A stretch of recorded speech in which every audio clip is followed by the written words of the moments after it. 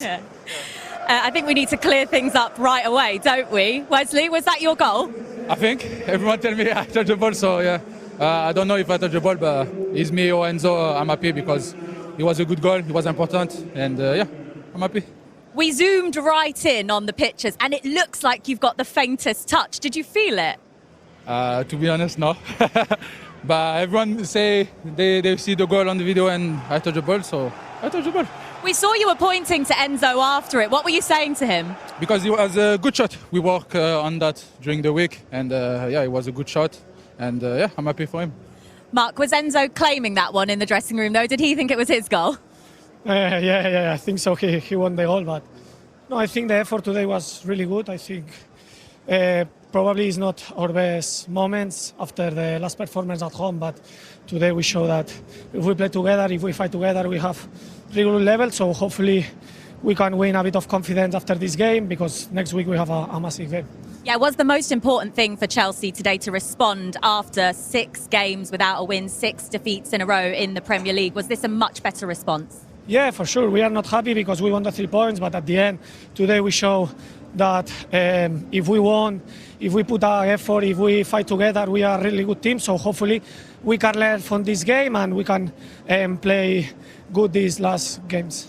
And it's a point which gets you closer to potentially securing European football. Why is that so important for Chelsea next season? Because Chelsea is a big club. We have a big player in the big club, so we need to fight for that. We need to go Europe. I don't know if it's Champions League or Europa League, but we need to give everything for the club, for the fans, and yeah, we try everything. Mark, you mentioned next week at Wembley. It's massive. FA Cup final day against Manchester City. How motivated are you as a group to end this season with silverware? Yeah, it's important for us. I think we have the chance to play a final. We have a chance to win a trophy. So hopefully we can prepare good the game. We can play at good level and try to win this trophy for us and for the fans that today I think they are amazing. Well, despite you getting the goal today, it's Mark who's the player of the match. Could you do the honours and hand him the trophy? Thank you. Well done, guys. Thank you. What they saw, but Peter, they did have the best of it, Liverpool, in the second half. They hit the woodwork a couple of times and did have more chances.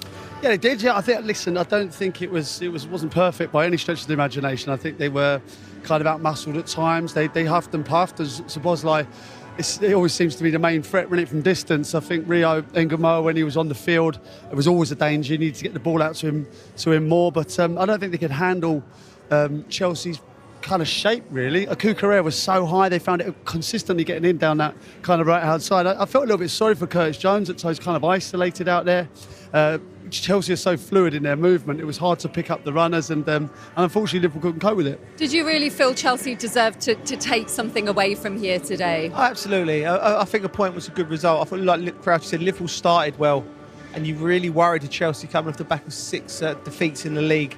And they stuck in and they dug in. They showed a little bit of mettle coming to the game. And I thought Cucurella was finding his position. He was playing 10 yards further up the pitch. He's a fullback, but he times his runs beautifully. You know, one thing I would do from a coaching perspective, I'd get all of the wingers and watch him off the ball. You know, and their output would look at his position here. He's Chelsea. He's alongside João Pedro. He's the furthest up in the pitch, and that's because of the timing of his runs. He's aggressive, and that can be taught. That's not some players have got he's obviously got a natural feel to it, but I think all of Chelsea's wingers can improve on that, especially in the current climate when they're your wing forwards now, right? That's why he's in all the time. Was that something, do you think, that they'd really decided to come here and target Frimpong and focus on that left-hand side and Liverpool's right at the back? Yeah, I mean, they've had a difficult time, haven't they, down that right-hand side. We've had midfielders kind of filling in there most of the season. For whatever reason, the fullbacks, I think, have struggled, and you had to play Frimpong higher up. And I think Cucurella is certainly an area of the pitch that Chelsea, with no doubt, have worked on.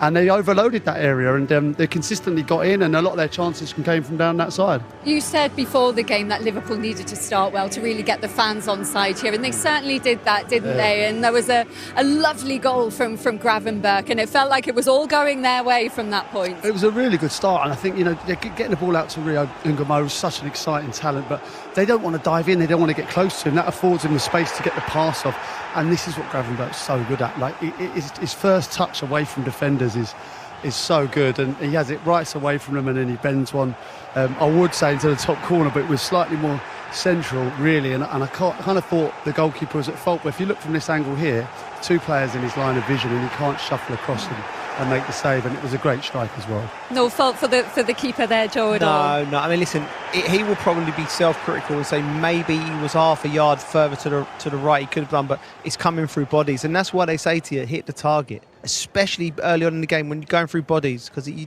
don't even have to catch it sometimes. You can take a deflection, it goes in. Well, let's try and once and for all clear up this Enzo Fernandez free kick and whether Fofana got a touch, because I believe that Luke Klippler, working on our analysis today, has actually uncovered some more evidence for us today. So this is what we showed you at half-time, and we really felt at this point that Fofana got a little touch from this, and first it didn't of all, go straight in. Well worked, Lindsay. They come across, Gusto comes out, Fofana comes into that role, and he puts it in that area.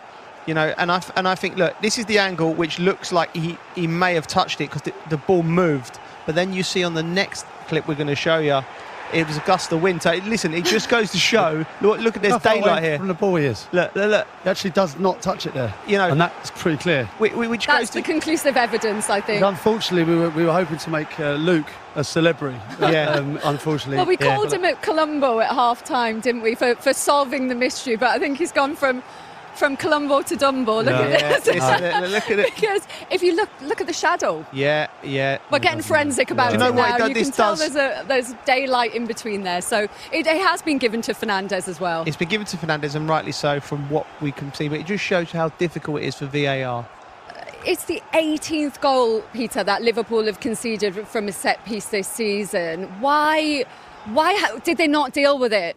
If you look at the start, I mean, I don't know if we can see it again there, but they're in a great line. You know, they, when you're in that line, you have to be strong, and you can't let people bully you. You can't let people push you. You can't get caught. And I believe it was Gakpo at the front there, and he just gets bullied there by Fofana, put out of position, and then it's a matter of time. There was 2 or 3 Chelsea players that could have got a touch there, and it happened that no one did, and it went in. But from a Liverpool perspective, it was a real poor goal to concede that. It's been a massive weakness for them this season, hasn't it? The most that they've ever conceded from set pieces in a Premier League season, Joe. Yeah, and when it's as clear as day as there's something that you need to work on. You know, and it's players like Gakpo, because obviously Konate, Van Dijk, you're 2 big lads that, you know, they're dominant, but there's only 2. So everyone else, if you have to do your job, like Gakpo in that situation, his job at the front of the line is, I have to first of all put myself in the right position where I deal with it, so not too deep, and the line was fine. But then he's only worried about someone coming to bump him from in front. But when Fofana's come from behind him, he's off. He's not got balance, but Fofana's knocked him a yard, and just that yard was enough for Enzo just to leave the ball in that position. It was well worked from Chelsea, but you have to have 11 men switched on from corners, no matter how small your job is, whether, you know, front post, back post, edge of the box. You have to do it. It's critical, and if you're not doing it, you end up on the wrong end of the set pieces table. Okay, well, guys, we are going to switch over. We really appreciate you coming out to talk. So as you've said before the game that recent performances have been nowhere near the standard. But what was your take on that performance today? Yeah, I thought the Forest game wasn't the standard that we know this group are capable of. A few games before that as well. I thought we saw some bright signs at Wembley against Leeds. So it was really disappointing the following game that we didn't back that up and repeat that. But I thought you saw the best sides of this team today. So I'm really pleased with the performance.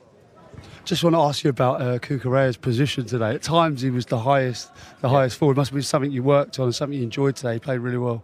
Yeah, we've got a little bit of an injury crisis at the moment with Esteval, Ali Garnacho, Pedro Neto, Jesse Derry now, all carrying injuries. So we had to be a little bit creative. We know it's not Cuckoo's best position, but even from left back, he's very good in terms of making runs off the ball and in behind fullbacks. And I thought we did that really well today. So it's definitely something we were looking to exploit, and needs must at times. Levi Colwill today, you must be buzzing to have him back. I thought he was brilliant for being out for a year and to come into a game like this up against the firepower that Liverpool got. I thought he played really well. Yeah, I thought Levi was probably the best player on the pitch for me. He allows us to defend man for man on the last line, so we can be really aggressive. He can play. The left foot's a lovely balance in terms of when you're building up.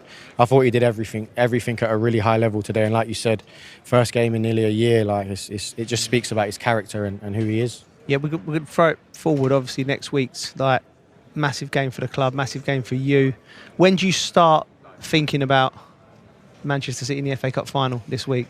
Or is that 5 minutes ago when he's walking over it? No, I think in this schedule and the level of opposition you're playing, you try and focus on the game in the moment, but you always need to have one eye on what's coming up. So it'll be the same when we're prepping for Manchester City. We've got Spurs coming up really quickly, so you try and get ahead of things, but you also have to live in the moment and focus on the moment. So we wanted to give everything we could to this game, and we've done that now. So we'll have a day off tomorrow and start getting our head around how we're going to prepare for another top level opposition. You said you wanted to give everything for this game. How vital was it to get a bit of positivity, a bit of momentum heading into that and get that losing streak to an end? Yeah, 100%. I felt like we could have won the game. That would have been even better. I feel like there were moments that didn't quite go our way that in my opinion, we deserved to win that game. That would have given us even more. But you're right. We've recovered a little bit from the Forest game. We've shown who we are as a group, who they are as people, and we need to build on that for Saturday, which will be another massive challenge. There've been lots of questions about this group of players, especially recently, especially after the Forest game, about the fight, the desire. How have you found working with the group? Yeah, I see them every day, so it's easier for me to say. It's not a cliche. I see them work every day. I see what they put in. I see the effort and commitment they put in, and it's just disappointing that it didn't come out in the game in every moment of the game against Forest. But you saw that today. That for me, we can't question that. We just need to do that on a more consistent basis. How big an honour will it be for you next Saturday at Wembley, leading this team out? Yeah, it's a really unique situation. It's not one that I expected to be in. There's been a lot of good work done before to get to this point, and I just have to support the club and support the players and the team in this moment. But the players have earned the right to be there, so it's more about them than me, I think, personally. What do you think of the chances now after that point today against this Manchester City side? It's going to be a tough game. They're a top side, but this team has shown that they can compete when they're at their best. They can compete with anyone across Europe. So if we get the best version of that, if we get the commitment, fight and spirit that we got today, we can beat anyone. But it's going to be a massive challenge. I've got a lot of respect for Manchester City and how they play and what they do. But we'll be up for that challenge. Yeah, we'll let you go as well, Callum, because you've got to get back to London, start planning for that game. But we appreciate your time. Thank you. Lovely. Nice to meet you. Well done. Nice to meet you. Thanks a lot. Appreciate it. Well, yeah, Callum McFarlane, what a day for him on Saturday. A huge honour to be leading the team out, Joe. Such an exciting day and a chance for them to after everything that's happened this season, to really end on a high. Yeah, I mean, do you know what? The FA Cup this year has thrown up so many things. We were the Macclesfield boys yesterday. He pulled off the biggest shock in FA Cup history. You know, it's supposed to be for the dreamers and you know, people like. And listen, Callum's obviously a very, very talented coach, you know, and he would have had designs of walking the team out of the FA Cup final. He probably even him wouldn't have expected it to be now. But this is when it is, and this is what the FA Cup does. And you could write your name in history of Chelsea Football Club and in FA Cup final history. You know, that's beautiful. That's football. You know, and he's right about his group of players. Question marks were asked because of the performance last week. Question marks were answered. I think the word he used there, which I picked up on, was consistency, Crouchy. This club has been renowned for having consistency. Not always, even our team wasn't always the most beautiful of flowing football teams, but we were consistent in certain values and certain things we did. And ultimately, if you do that, you end up winning trophies. You know, don't win all the time. Nobody does. But you have to be consistent. And he needs to get that into this group. But I just think it's a great story for him personally, walking a team out at the FA Cup final. And I can't think of anybody who's a neutral in football cannot be backing him and this Chelsea team. It's such a tough situation that he walked into, isn't it? And taking over under those circumstances. I think it depends the way you look at it, really. You know, it's also a great opportunity for him, and you know, puts him, you know, kind of forefront of people's minds. You know, they've had a difficult start because the team was very low in confidence. That today, I think, was much better, but something to build on. He's got the opportunity now to go into an FA Cup final. You know, and we've worked with coaches. You know him a lot more than me, Joe, but we've worked with coaches who do such great work behind the scenes, and you know, you want them to get an opportunity like this, and for him to take on Guardiola, one of the best managers we've ever seen, it's an amazing story, and it might not be finished. He said that he felt Chelsea could have gone on to win the game. Do you think, Joel, that they should have had a penalty? That there was that sort of tangle between Frimpong and João Pedro. How did you see it? Here's my situation with that. When a referee, it looked like a tangle. My initial reaction was penalty, but we wasn't on a great angle. The referee was at a better angle, and he thought it was a coming together. So here, we're on the halfway line here, so it does fantastically well here. My first reaction was penalty. We both said it, and then, but then I think the referee's in a better position, and then you go to VAR and it's not conclusive. Like, they're both coming together. Is it Pedro going into him? So I'm happy with it. I'm not happy. I wish it was a penalty, but my professional opinion is the referee got it right, unfortunately, for Chelsea. I think João Pedro as well does him a favour by getting back up and trying to carry on with the game. Making a deal. I think if he lies down and claims for a penalty, then I think then the referee's got a real decision to make. The fact that he sees the ball jump straight back up, that's what we want to see. Yeah, that's what we want to see. We don't want people diving, trying to win penalties, but I think if he'd have stayed down, he might have had a shout. At the other end, though, Liverpool did want a penalty themselves as well. There was a bit of holding on Van Dijk from Caicedo. What did you think of that incident? I just think corners have become ridiculous. It looks like it's WWE in there. It's like everyone seems to be fouling each other, wrestling. And I don't know if you give that one, then you're going to have to give another one. He has got his arm around his neck, and if you look at that in isolation, he has got his arm around his neck, but I think Van Dijk is holding him as well, and there's other things going on in there. If you pinpoint, you could give 3 or 4 penalties in there, and unfortunately that seems to be happening all the time now. Yeah. Does that make you two the bushwhackers? What the hell I'd be. What do we do about it, though, Joe? Darren was saying in commentary, this has to stop. They have to get together this summer, and they have to do something about all the holding. It's happening at every corner. I don't know why they can't do it. Like, they couldn't have done it 6-7 months ago. Like, it's like, we have to wait and see how this goes. No, everyone in football's going, this is ridiculous. Crouch is right. It looks like the Royal Rumble in there every time there's a set piece. And players, by our nature, we will squeeze every bit of juice out of a rule. You lean into it. Well, how far can you go? How far you can go? And the referee's job is to police the game. There was one. Was it the Villa game where was it the headbutt last week? So it seems to me that in set pieces for a bot in the box, there's a new set of rules. Anything goes. Prison rules, as they say. If you want to see anything goes, you can watch the UFC on TNT Sports from midnight to 8 as well. Get a bit more of that. Or you can just watch set pieces. We spoke about Chelsea having the opportunity to win this game. Callum McFarlane certainly felt it, but Liverpool had chances to win it too, Peter, in that second half. They hit the woodwork twice. Yeah, they did. I think it was Szoboszlai, wasn't it? And they ran down with the header, but listen, I think Szoboszlai is always a threat from distance. This was the one, a great save actually, where he's flicked it in. He does so well, I think, the goalkeeper here, because he sees that late, similar to the one in the first half, and manages to get a hand across, because we were right behind that and he struck it so well. Yeah, this is the one where he hits the post, Crouch, I think. Yeah, lovely strike. It's so dangerous from here. When I watch him strike a ball, and with that number 8 on, I think of Stevie G. I think that he's that clean of a striker. He rocketed it, and this is the one, I think, this is the closest out of the bunch. I think Van Dijk does so well there. I think Ali said it in commentary, did he? I know he's under incredible pressure there, but I still think he could get that down. Yeah. Like, it's hard. I know he's fighting him, but. Has he been the one Liverpool player, Szoboszlai, who's been at the level that's needed to be at for this club? Him and maybe Ekitike before he got injured as well. Is he the only one? Yeah, I'd say so. I think, some of the levels, I think, of a lot of the players that were fantastic last year at times they've definitely dropped below, what they were last year. And that's, it's hard to put your finger on why. And I think, they have lost a lot of players, a lot of goals, some ability as well. Determination, whatever, and then when you get in that kind of rut, there's a little bit of a lack of confidence. You can tell the fans are a little bit edgy with maybe the style of football and the play, and things just creep in. And Ekitike is one of those. He feels like he's hit the ground running, and Szoboszlai for me has just gone to a new level. Yeah, Ekitike, massive miss at the moment. Let's get some reaction from the Liverpool camp then, because Ryan Gravenberch is alongside Jules.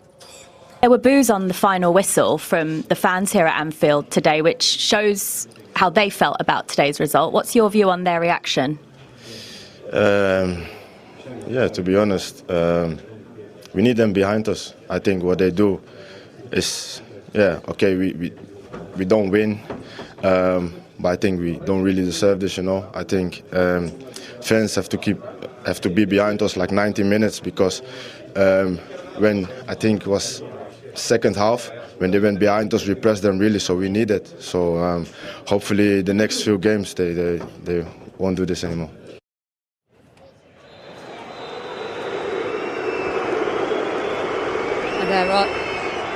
There are the boos on that full-time whistle there that Ryan Gravenberch was alluding to. He said they need the fans behind them. They don't deserve it. Joe, was it warranted today? The relationship between the players and the fans of their club is always tempestuous. It's emotional. Remember this. Although they won the league last year in fantastic fashion with a new manager, you always got the impression that Jurgen Klopp leaving, whoever was stepped into the shoes, it had to be perfect. And last year it was perfect. This year they've changed a lot of players. It's dropped below perfect, and it's the first time in a long time I've felt restlessness in the crowd at Liverpool. And as a player, you feel like that sometimes. You just run your socks off against a decent Chelsea side. You've got a point. You could have gone either way. You could have won the game, and then you're getting booed off at home, and you're like, so then you're emotional, and then you say something, and then I think the best bit of advice, the fans will stay with them. They're going to turn up here next week, and when they're ready and they see him fighting, they'll be with him. But it's very difficult to say, is it deserved or is it isn't? It's just the standards of this club are so high. Is it because the manager has lost the fans? I think there's an element of that. I do think so. There is a bit of, slight unrest with the manager at the moment. Sometimes I think because it was so good under Jurgen Klopp, that you got to park that. I think he's a one-off. I think the style of football was so exciting, so attacking. It's very difficult to live up to that. And unfortunately, I think the style of play, maybe some of the recruitment, have they been up to the levels? Certainly not of previous seasons. No, and I think that's disappointing the fans. And I think the fans are very knowledgeable in this stadium, and I think they know that is this the direction that we want to go. And I think that's where, certainly in the summer, then certain conversations have to be had about, do we double down and we back Arne Slot, or is this the direction we want to go? And that's obviously the questions for upstairs. Does he deserve the opportunity to turn it around, Joe, do you think? He definitely deserves it, Linz. Like you said, Jurgen Klopp's shadow is in this club because he was loved by the fans. I don't think there's a better connection between a manager and fans in world football, and the players as well. It seemed like they loved him. And then you come, everything goes swimmingly. Slot, but he won the league last year, Slot.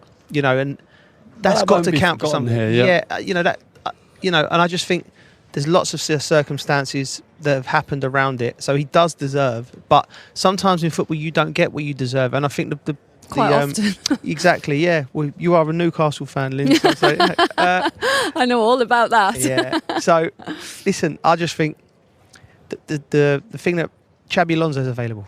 I keep coming to that, and I think you look at the quality of the players that are here, the type of players that are here, the way that they play. The Liverpool board might think of moving. I don't think he deserves it personally, but it's a unique situation because Xabi was such a big player here, and he's been such an impressive young manager, and you might not get another chance to get him.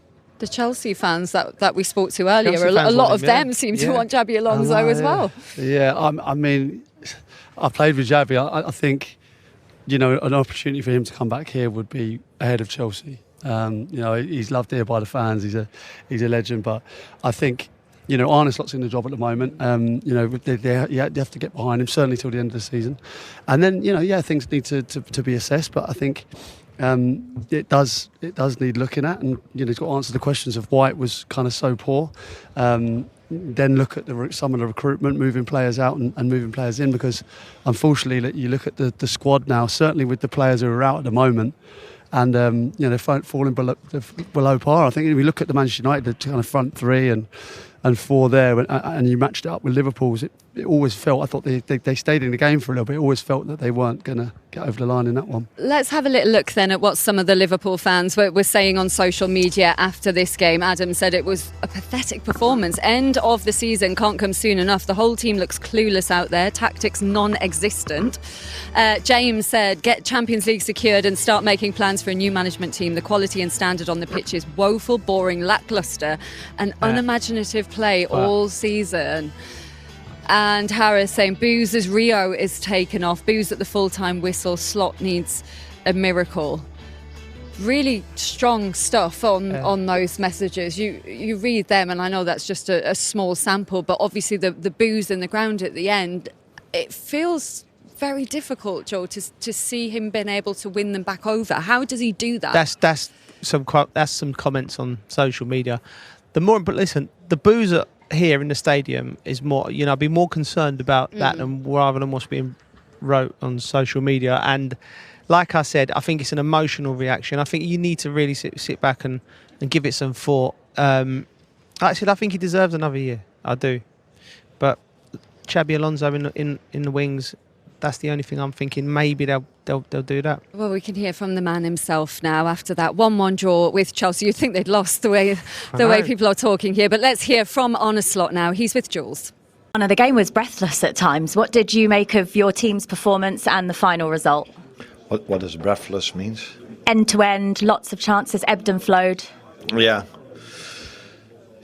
what did I make of the game? I think we started off really well, scored a goal, got a big chance from a set piece where we were close to scoring the 2-0. Then in a quite a large phase of the game, we struggled to control their sixes, so they were constantly able to find them and then set up an attack.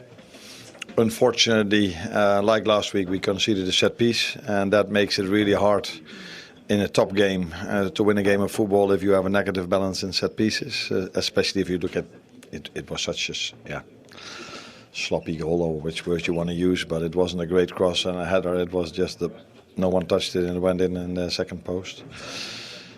Second half, apart from the third minute where they scored, which was fractionally offside, I saw a team that had a completely different intent and a completely different intensity in terms of pressing. We were a few times close, as so many times this season, hit the post, hit the bar, but not enough to win, and that's why it ended in 1-1. Rio Ngamoa was really positive in the game, but then there were boos from some of the Anfield crowd when he came off. Why did you feel that was the right time to replace him? I don't think it was some of them. I think there were a lot that didn't agree with that change, which I completely understand if you just look at how he played. But it does make sense if you know that 3 minutes before he goes to the ground, with having problems with his muscles. And then when I asked him, he said, no, not sure if I can continue. Yeah, and then the idea was maybe not to take him off, but when he gave the signal that he wasn't completely ready to continue, then it makes complete sense. But I knew this would have been the reaction because he's such a popular figure. He played a good 65, 70 minutes, 65, something like that. But yeah, it says it's so often in football, people don't know everything, and that's how it works. But it is what it is. I'm the manager, I need to make decisions, and sometimes people are happy with them, sometimes they don't, and today clearly they weren't. Maybe knowing now why makes it more sense for everyone. You cleared it up now, so that does make sense. What about on the final whistle? Because that's when there seemed to be even more boos. What was your reaction to that? No, that probably has to do with us not winning. So a draw. From the last 5 games, we won 3 last week, and today a draw. Yeah, that's not what we want. We want more. We want to win them all 5. But as I said, last week we had a negative balance in our set piece. Today again, conceding a set piece, and we were very, very close with Virgil to score one ourselves. So yeah, it completely makes sense that people are disappointed if we don't win, because that's what we want. We want to win, and it should be like this. If Liverpool doesn't win, no one can ever be happy with that.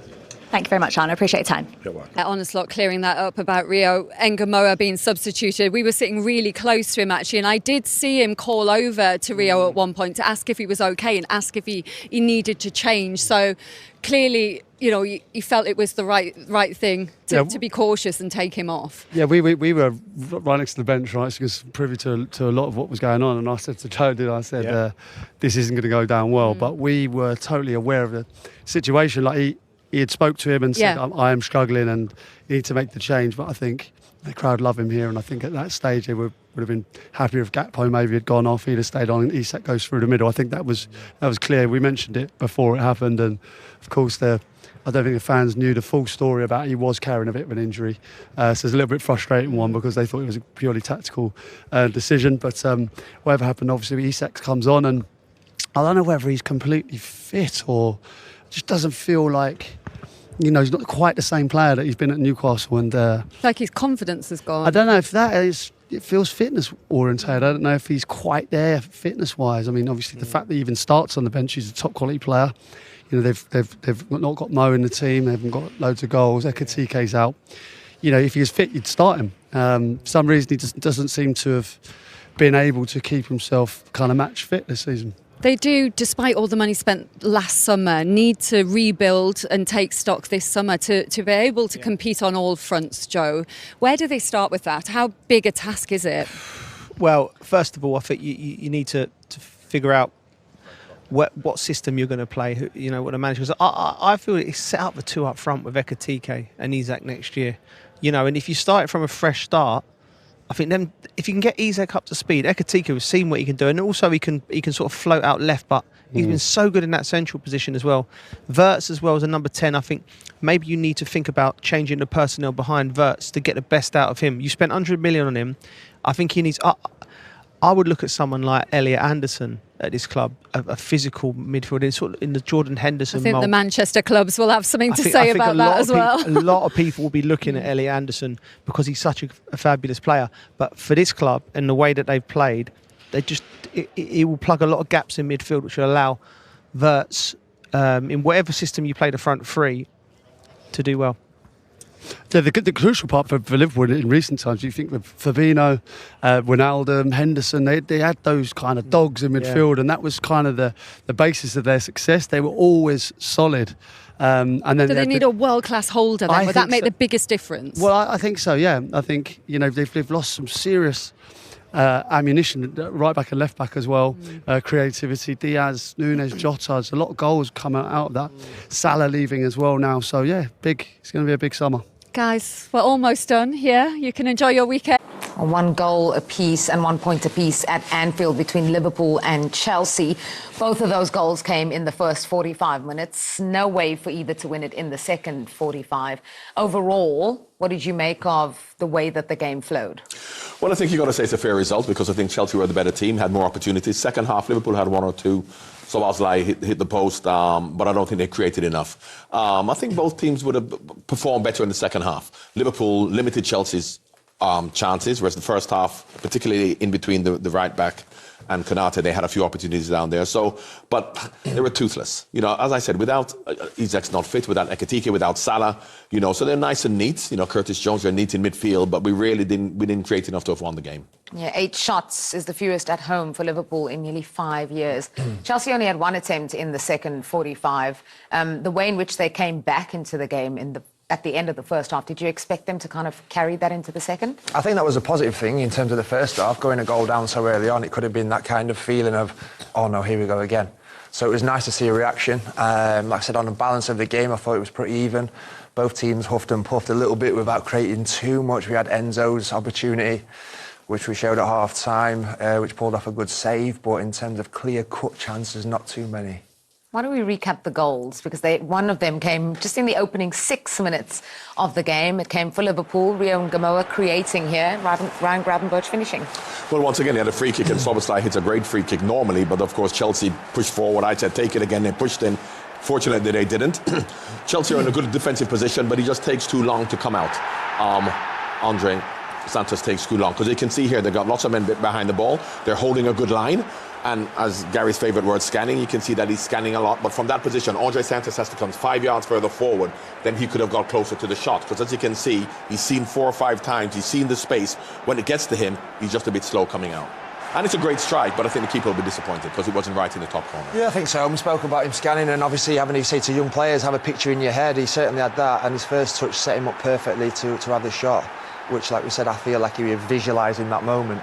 But from a defensive point of view, of course, as soon as that touch comes out of his feet, the next thought in his mind is to shoot. You've got to try and close that gap as quickly as possible. And yeah, the keeper will be slightly disappointed, I think, with that. But take nothing away from the finish. I thought it was a superb finish. Another early goal conceded by Chelsea. That's 9 in the opening 10 minutes. The top in their Premier League history, an unwanted record. We spoke plenty in the build-up, Gary, about this Chelsea defence, and they found themselves 1 goal down already before the game really even gets going. Yeah, and that's been the case, hasn't it? We spoke about kind of how easy they are to play against, and to conceding goals has been an issue for them of late. But you look at that stat and it makes me think, just, be switched on in the start of the game. I always used to say about myself when I played, make the first pass, be in the right position, play your way into the game. It's almost like stay in the game. With the first 5 minutes to concede, it's an uphill task from then on. So it's a disappointing start, and it's something that Chelsea really need to work on now. Be harder, be more resilient to play against and not concede sloppy goals. Well, let's look at the goal and stay with you, Gary, because they did find, their way back into the game. They kind of clawed their way back, and then this finish from Enzo Fernandez is quite superb from the free kick. It was superb, and Fofana plays his part massively, because like I said, I think if he comes across there, he's out of the eye-line. Gravenberch doesn't see him coming, and the little nudge there creates that little bit of space. So Fofana's impact in the goal was huge. The delivery is a nice delivery. Of course, he's trying to put it in that danger zone. The goalkeeper can't react until now, which is too late. Okay, somebody gets it. Yeah, I think that's the key. But the interesting thing about that, he said it's a good delivery. If Fofana doesn't come and ease Gravenberch out of the way, Gravenberch just clears that, and then you can say it's a terrible free kick, or you got to clear the first man. So as much as, yes, it's gone in, for me, that is not a good free kick, because if Gravenberch is alive, that doesn't even go past him, and then you're going to go, everyone will say you've got to get it over the first man. So yes, it worked out for them. And once again, Fofana's come and he just pushed him out of the way. I mean, no one's looking for a free kick, but Fofana has just eased him out of the way for that to happen. But this is what people do in set pieces these days. We see Arsenal do it a lot. You talked a lot about set pieces and their prominence. Liverpool, unfortunately, conceding set piece goals at an alarming rate, 18. Only Bournemouth have conceded more in the Premier League so far this season. I know you're saying it wasn't really a good free kick, but he's going to say he meant that all the way. Well, interestingly, normally it's the in-swinger that if no one touches it goes in. That's an out-swinger. Yeah. And he never meant that. That's a cross coming in, and of course he's tried to swing at it. Other people should get at the end of it, so I'm not having it if he says he meant that. When you look at it, concerns about Liverpool's defending at set pieces, obviously, and yet again found out here. John? Yes, but I think that generally speaking, set pieces, a lot of clubs are now concentrating on set pieces. Liverpool are a big side, they've got Van Dijk, Konate, but it's just, listen, when he lucks out, and that was a fortunate one. But you can't say Chelsea didn't deserve it, because they were the better team in the first half. They had clearer opportunities than that to have scored, which obviously they didn't. So, yeah, I suppose it evens itself out. Very honest from Fofana there. Would you have tried to claim it? Yeah. No, he said, I think his first worry was probably that he was offside. Maybe. He wasn't. But clearly you see on this image, I think, right, here we go now, it's clear he doesn't. Put it this way, if you were a striker, you'd claim that. But defenders are more honest. I feel like Gary would have tried, because he didn't score too many goals. He said yes, he would have tried to claim it. Yeah, but they haven't got that way about them. Strikers can lie very easily, but he would be very guilty in trying to claim it. We'll see through him. It's hard to prove when you see it like that, though, so he's got no leg to stand on there. But like I said, he's played a huge part in it. You're not lying right now, are you? About? You just said, well, you can never tell with the strikers, can you? Let's look at the opportunities for Liverpool, because they were denied twice by the woodwork in the second 45. This is the moment where John Szoboszlai hits the post. Well, of course, anytime he's anywhere within 40 yards from goal, he's going to shoot. And here you can see it's a fantastic strike. The goalkeeper doesn't want to be beaten at the near post, so you can say, if he was beaten, and I think he had it covered, if you see. But, Dominic Szoboszlai, anywhere around from 30 yards, and he's going to look to shoot. So, yeah, he was unfortunate there. And this one, of course, Virgil van Dijk, he's asking for a penalty. In many respects, had he not had the header and not hit the post, then he could have... But, yes, he's wrestling. It's risky though, John, isn't it? It's risky. And I suppose had he even just fallen down without even heading it, then he would have had, I don't think he should have had a better claim, because you can see Caicedo's got his arms all around him. But I think for the fact that he had a clear head and he headed it, then he's asking for the penalty is probably what rescued it.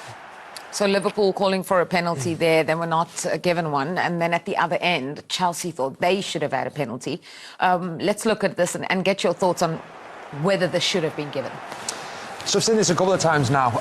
I don't think there's enough in it for me, and that's even with my Chelsea hat on. I think when the ball goes through here now, you'll see it better on a different angle.